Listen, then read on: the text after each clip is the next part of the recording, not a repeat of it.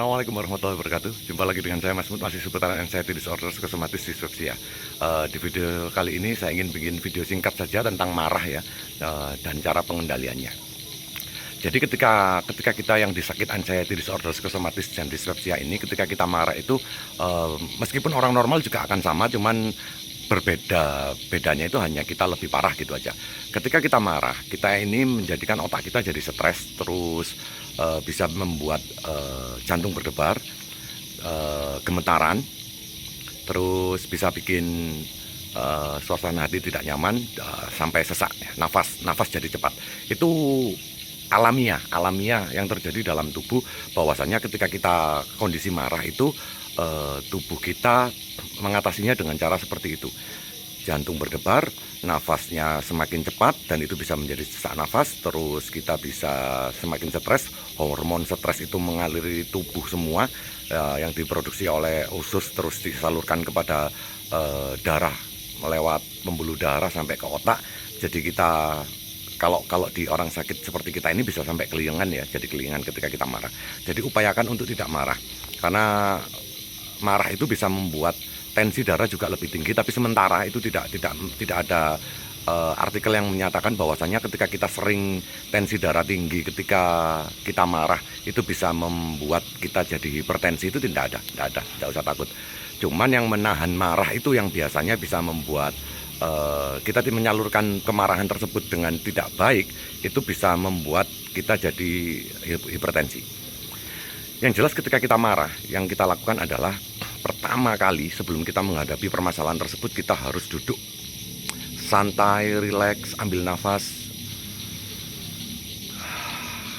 diulang-ulang sampai sedikit tenang. Begitu tenang baru kita hadapi permasalahan tersebut. Jika permasalahannya dengan keluarga, kita ngobrol dengan keluarga, kita mencari solusi yang terbaik. Jika permasalahannya dengan tetangga, kita obrolkan. Seperti halnya dulu, ingat sekali saya ketika tetangga saya bangun pabrik itu, mereka memarkirkan kendaraan itu dengan ngawur, dan akhirnya jalan itu rusak, berlubang, pavingnya itu ngangkat-ngangkat karena diparkiri oleh truk dengan muatan berat.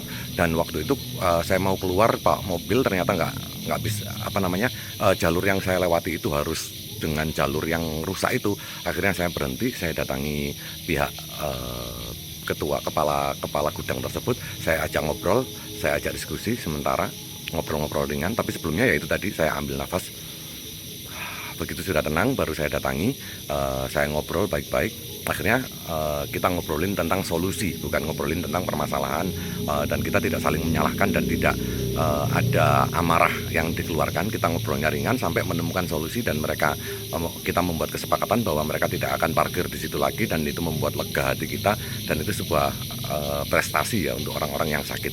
Zaman dulu pernah itu terjadi di saya.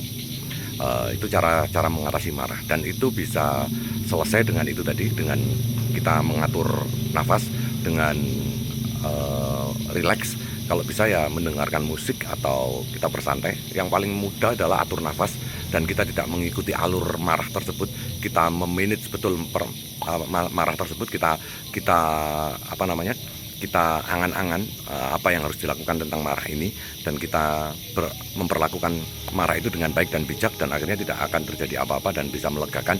Dan itu cukup cepat, efektif untuk membuat kita hilang keliengannya, stresnya, dan paniknya, cemasnya itu akan menghilang dengan cara kita menemukan solusi dengan permasalahan tersebut, dan baik-baik saja itu.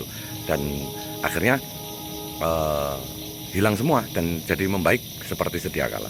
Begitu cara mengatasi saya tentang marah. Terima kasih sudah melihat video saya. Assalamualaikum warahmatullahi wabarakatuh.